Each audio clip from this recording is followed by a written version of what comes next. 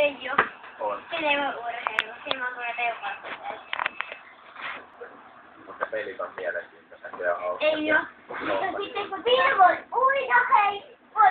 Annan tai. Joo, mutta niin, sit sä voit oikeesti mennä uimaan. Ja sä voit niinku harrastaa sen. Niin, koska Vio panee. Ei oo Vio väsynyt, koska niinku oikeesti paljon mielellä menisit uimaan tai sukeltelemaan niinku oikeesti eikä Viin kanssa. Mutta voitko sä pelata jotain niinku sotastrategia-peliä vai reaalimaailmassa? Ei tietenkään, koska Niin, sotapelit on huonoja. Eikö niitä onkin niitä tosi hyviä? Ei tule vaan silmät semmoiset nelikoisissa peukalot kauheasti peillä. Niinkö? Kelle sä oot nähnyt, että tapahtuu tuollainen? Äitinä. Opettaja Mario Ossia. Hyvä. Se ei hallitse koko viikon sitä, niin minun on vielä. Onko se leikkaama?